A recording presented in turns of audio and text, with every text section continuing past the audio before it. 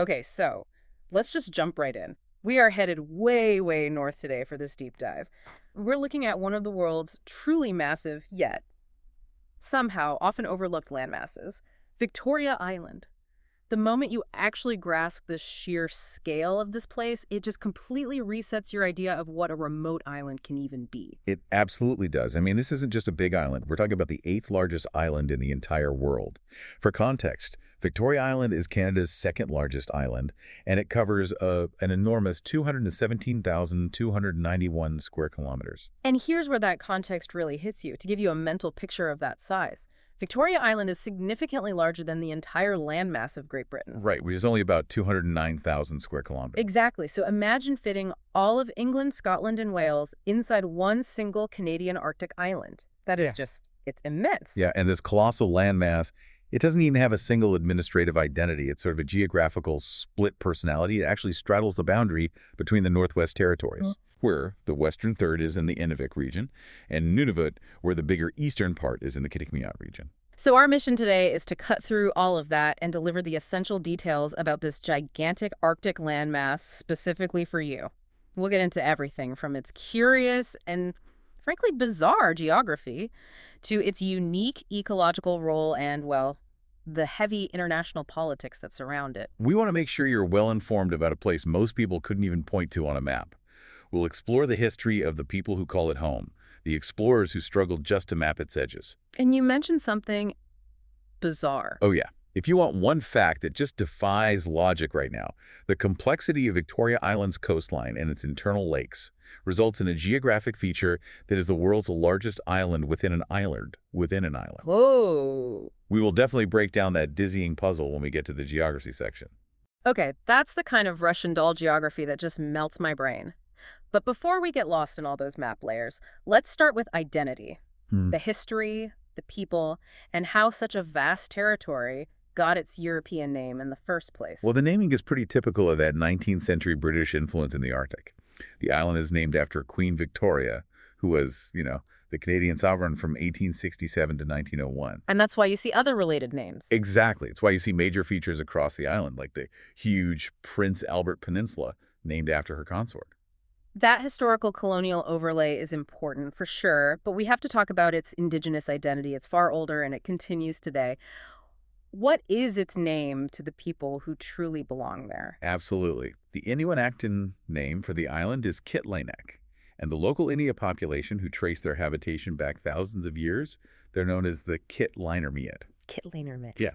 And they're often historically referred to as the Copper Inuit, which is a name that came from their traditional use of local copper deposits for tools. And the human presence here, relative to the size of the island, it's minuscule. Oh, unbelievably so. The 2021 census recorded a total population of just 2,168 residents. For an island bigger than Great Britain. Exactly. Yeah. And that population is almost entirely concentrated in two major settlements, which it reflects that administrative split we mentioned earlier. Right. So the vast majority of people, about 7,760 residents, they live in Cambridge Bay or Iqaluit. That's on the southeast coast, inside Nunavut. The smaller community, Ulukhaktok, with a population of 408, is on the far west coast in the Northwest Territories. It's fascinating that the entire existence on this massive island is basically centered around two small, isolated points. You also mentioned historical settlements, which that speaks to a time before these permanent communities took hold, right? Yes. Trading posts were key during the height of the fur trade and early exploration, but they were often temporary. Many were abandoned as conditions changed. Fort Collinson is a good example of an abandoned post. But the history of habitation goes much, much deeper than that. We're talking prehistory. We know the Thule culture, the ancestors of the modern Inuit, had a robust presence here. What kind of evidence do we have? Well, one of the most compelling pieces of evidence comes from the Wollaston Peninsula. Researchers there found 5 prehistoric kamutik. The sleds, right? The traditional sleds, exactly. And these weren't just fragments. They were well-preserved artifacts belonging to the Neo-Eskimo culture. And the dating on those tells a remarkable story about continuity, doesn't it? It really does. They date back to between 1250 and 1573 A.D. This proves the Copper Inuit ancestors were thriving on that land for centuries before any European had even sighted the coastline. That deep, sustained history contrasts so sharply with the way the Europeans approached the island. Let's shift into the age of exploration. It wasn't a single discovery, was it? Oh, absolutely not. It was a centuries-long piece-by-piece puzzle, which really reflects how difficult it was to navigate the Arctic sea ice and chart these coastlines accurately. The first documented European sighting was in 1826 by John Richardson, who only saw the southwest coast and named his piece Wollaston Land. So right away, we have a name, but no idea it's connected to anything else. And that complexity just got deeper 13 years later. That's right. In 1839, Peter Warren Dease and Thomas Simpson charted the southeast coast, and they independently named their section Victoria Land. So by the mid-19th century, navigators thought they were looking at two separate places, Wollaston Land and Victoria Land. I can just imagine the confusion on early nautical charts. What was the moment when those two lands were finally connected? That moment came in 1851, thanks to John Ray. Ray was a fantastic Arctic traveler, and he successfully charted the entire south coast. He proved conclusively that Wollaston Land and Victoria Land were connected, that they formed a single, massive island. Which must have been so essential for the search parties trying to find the lost Franklin expedition at the time. And speaking search efforts, Robert McClure played a huge role in charting the western side around that same time. McClure's voyage between 1850 and 1851 was instrumental. He managed to circumnavigate Banks Island, which is directly to the west, separating it definitively from Victoria Island. And crucially, his crew also charted the northwest and west coasts of Victoria Island itself, essentially outlining the entire western edge. So by 1851, we mostly know the shape, but the charting continued well into the 20th century, which just shows how inaccessible some of those northern and eastern fjords are. Exactly. The eastern coast was mapped further north in 1905 by Godfred Hansen, who was part of Roald Amundson's Guerilla expedition. Then the northeast corner was finally charted during Vilhjalmur Stephenson's massive Canadian Arctic expedition. That's where Storker T. Storkerson comes in, right? He charted the northeast coast in 1916 and 17 and ended up sighting and lending his name to the Storkerson Peninsula. So it took nearly a century from 1826 to 1917 to fully map this one island. It's an unbelievable amount of time for one landmass. And the terrain is still so challenging that feats of endurance continue even today. I mean, think about that 2008 trek. I wanted to ask about that. Clark Carter and Chris Bray became the first recorded people to walk across the island. The scale of that is just daunting. It really is. It highlights the sheer difficulty of the Arctic ground. You know, a mix of tundra, ice, sometimes open water. They actually completed the remaining 660 kilometers of a much longer 1,000-kilometer trek attempt that had failed years before. It wasn't just a hike, it was this grueling, protracted effort to conquer that distance. It just shows how untamed this island remains. It really makes you appreciate the resilience required just to live there, let alone cross it. So let's move to the physical landscape. You mentioned its shape being described as a stylized maple leaf, which is wonderfully fitting. Yes, and that distinctive shape is because of its heavily indented coastline. Geographically, it's often called an island of peninsulas. You look at a map and you see these three huge fingers jutting out. The Storkerson Peninsula and the vast Prince Albert Peninsula pointing north, and the Wollaston Peninsula pointing west. And it isn't just flat either. Where is the highest point on this massive landmass? The high point is the Shaler Mountains. They're located in the north-central region, and they reach about 655 meters, or 2,149 feet. They're a really significant landmark in the Arctic archipelago. And internally, the water features are just as massive. The largest lake, Tahiriwak, formerly Ferguson Lake, is in the southeast, near Cambridge Bay. That lake alone is 562 square kilometers. That's nearly the size of Singapore, just sitting in the middle of this island. Yeah. But let's zoom out, because the surrounding bodies of water are what tie this remote geography directly to global politics. Okay, let's list the key waterways. To the north, you have Viscount Melville Sound. To the east, McClintock Channel and Victoria Strait. West, the Amundsen Gulf and Prince of Wales Strait. And then south, Dease Strait, Coronation Gulf, and Dolphin and Union Strait. That list of names is basically the blueprint for the Northwest Passage. Exactly. And this is where the geopolitics gets very hot. The southern waterways and sometimes the Prince of Wales Strait are recognized parts of the Northwest Passage. Canada claims these are Canadian internal waters.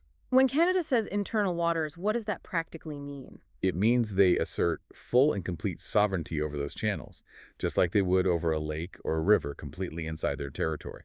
They argue that because these channels are historically critical to Canada and often frozen over, they aren't part of the international high seas. But other nations, the U.S., various European powers, they dispute that claim. What's their argument? They argue that they should be classified as either territorial or fully international waters. Territorial waters allow for the right of innocent passage for foreign vessels, meaning commercial ships, and even naval vessels can pass through freely if they aren't threatening security. And if they were international, Then there would be unrestricted freedom of navigation for everyone. so this gigantic, mostly empty island is a cornerstone in a major global dispute over transit rights and sovereignty, especially as climate change opens up the passage. It puts the entire region right on the world stage. But before we leave geography, we promise to return to that mind-bending fact. The island within an island within an island. How does Victoria Island pull this nesting doll trick off? Okay, walk me through this layer by layer because it sounds like a riddle. It's all about size and elevation changes. So layer 1, Right. Victoria Island is obviously an island in the Arctic Ocean. Layer 2, it's so vast that it contains massive lakes and also countless smaller unnamed lakes. Layer 3, within one of those large internal lakes, there is an island. So we have an island in a lake on Victoria Island. Okay, where does the fourth layer come from? A fourth layer is a small body of water, like a pond or a tarn, that's located on that third layer island. And inside that pond is a tiny islet. Because Victoria Island hosts the largest known structure of this kind globally, an unnamed lake on an unnamed island in another unnamed lake, it becomes this geographic marvel that is so hard to picture. That is legitimately fascinating. It proves that even in the seemingly empty vastness of the Arctic, geometry can get extremely complicated. Let's move to the environment. Climate and biology. What defines life on Victoria Island? Life here is defined by extremes. The climate is a cup ET, or a tundra. And what that means is the environment is too cold to support tree growth. And critically, no month has an average temperature that even reaches 10 degrees Celsius. We're talking about permafrost dominating the soil in extremely compressed seasons. And the seasons are brutal. The winters are long, dark, and frigid, with October being notoriously the snowiest month. And the summers are cool and rainy, but that warmth is just so fleeting. And we have to talk about the sun cycles, which dominate absolutely everything. Using Cambridge Bay data as our benchmark, the polar night, when the sun is continuously below the horizon, runs from roughly November 30th to January 11th, 6 weeks of darkness. And the flip side is the midnight sun. Right, the midnight sun, when the sun is continuously above the horizon, runs from about May 19th to July 22nd. And those long stretches of darkness and light, they regulate the metabolic cycles of all life on the island, especially migrating animals. But I'm still stuck on the temperature range. That's the clearest indicator of the harshness. The variability is staggering.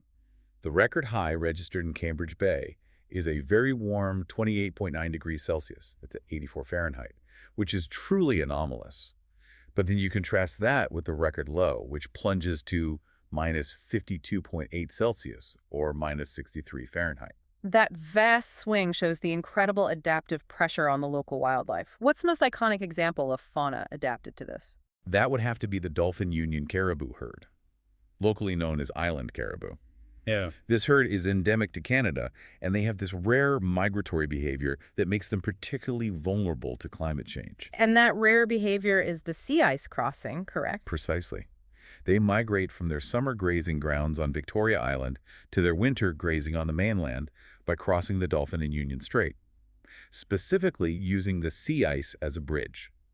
This migration across sea ice is highly unusual for North American caribou. And not many others do it. The only other population that does this is the smaller Peary caribou, which also inhabits Victoria Island. So if the sea ice forms later or breaks up earlier, that migration corridor just vanishes. That makes them incredibly fragile. Extremely fragile, and that brings us to the very base of their food web, the incredible lichen flora. Lichens are truly the unsung heroes of the Arctic ecosystem. They seem so small, but they underpin everything. A survey in 2018 and 19 around Cambridge Bay revealed an astonishing level of biodiversity. It documented 237 lichen species. Yeah. And what was truly remarkable was that 35 of those species had never been reported from the Canadian Arctic Archipelago before. It just shows how much we still have to learn. Why is that biodiversity so essential? And how does the geology of Victoria Island influence it? The lichens are the major winter food source for both muskox and caribou when everything else is frozen or covered in snow. The distribution of these lichens is governed by moisture and the bedrock chemistry. The source material highlights that the presence of lime-rich Tilso alkaline soil with calcium around Cambridge Bay favors what are called crustose communities. Those are the hard, crusty lichens that stick right to rocks. That's them. And those specific communities are absolutely critical for sustaining the caribou through the long, dark winter. It's a chain of survival that links the largest mammal to the slowest growing organism. Absolutely. So as the Arctic warms, monitoring these specific lichen communities is vital because their survival will directly affect the health of the iconic island caribou herds. So what does this all mean? We've taken this deep dive into Victoria Island, a landmass that completely redefines scale, larger than Great Britain, split between two Canadian territories. With its indigenous name, Kitlinek, we've seen how its mapping was this protracted process of fragmented discovery that spanned an entire century. Giving rise to unique features like the largest known island within an island within an island. And we know that this polar region forces life, from the tiny lichen to the massive migrating island caribou, to adapt to extremes, defining its unique and fragile ecology. But here's where it gets really interesting, and something for you to think about. We established that the waterways surrounding Victoria Island are central to the Northwest Passage, a critical choke point between East and West.